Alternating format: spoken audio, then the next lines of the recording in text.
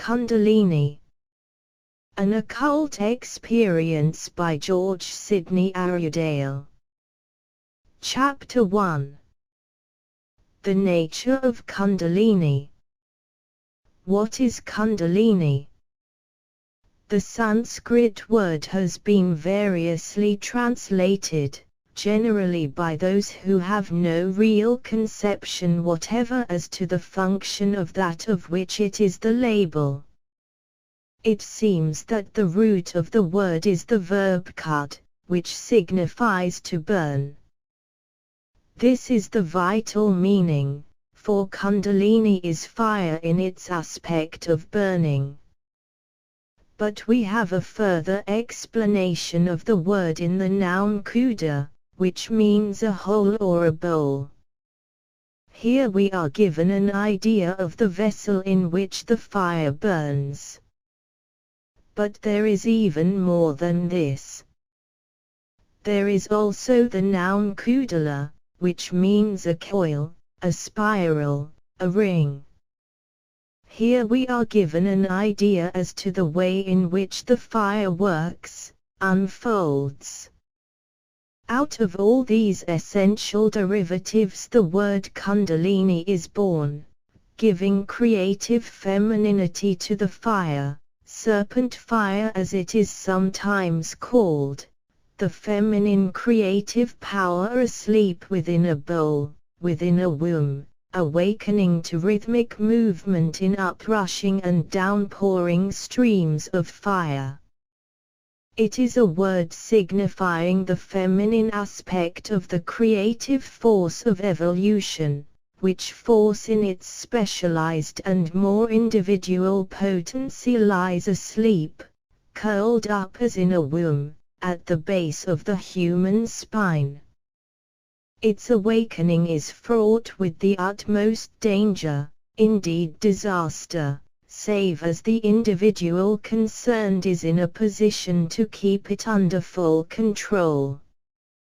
And such power to control comes only when the higher reaches of the evolutionary way are being approached, reaches still out of sight as regards the vast majority of mankind. Now and then, however, glimpses of Kundalini in action are vouchsafed to the student who is content to watch and not to grasp, and the following descriptions are of Kundalini at work before the eyes of such a student, he interpreting what he saw as best he could, often no doubt faultily.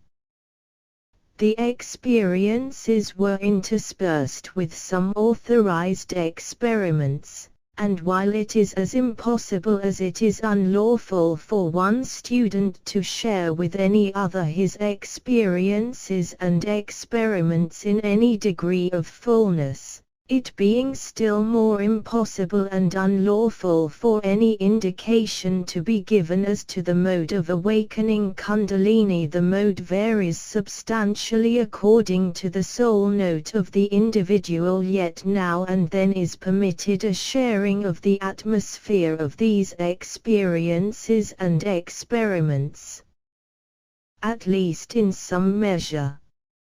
It is hoped that the result will be a subtle awakening of the larger consciousness, of the shadow of a shade of the spirit of cosmic consciousness, so that there may arise a fragrance of what may be called spiritual ozone, in the exhilaration of which the reader contacts a self of his self larger than any he has so far known within the limitations of his present incarnation. He achieves a release, a freedom. He becomes like a bird which has at last begun to find the use of his wings. He flutters, even if he cannot yet fly.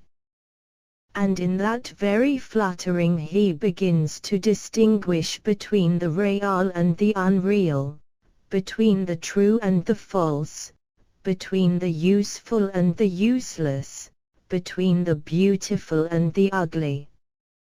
and though he remains unable constantly to use the discrimination thus aroused, at least he knows, he experiences, and sooner or later the knowledge experience becomes steady activity. When it begins so to do, then is the time for those first feeble stirrings of Kundalini which shall eventually release in him forever the fire of life and place upon him the crown flower of eternal kingship. We all are far away from kingship, but perhaps the experiences and experiments herein set forth may be intimations, however faint, of a fragment of the nature of royal living, and thus give courage to endure and courage to conquer.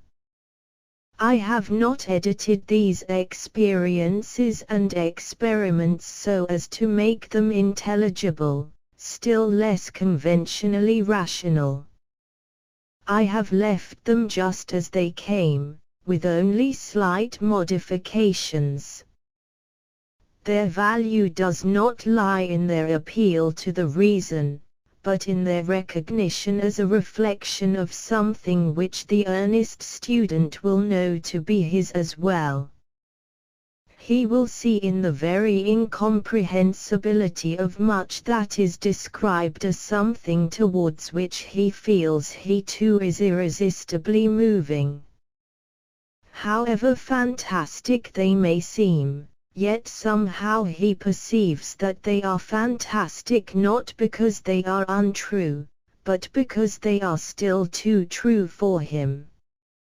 I hope that when they may seem absurd he will feel that their absurdity lies only in their being so utterly foreign to all normal experience and experiment, not in their being nonsense. Even if they may appear nonsense to his limited sense, perhaps to some they may seem more sense, and his sense more nonsense. Let the descriptions be read lightly, not with the mind but with the intuition, not with an already set conviction as to what can and what cannot be, but with the mind, the heart and the will open to all things.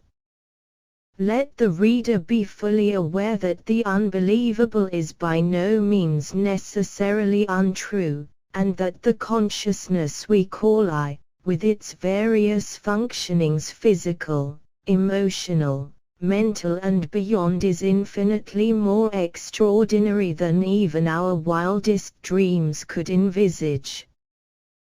This audio file was created by Payoprita Basic. You can download it at payoprita.com.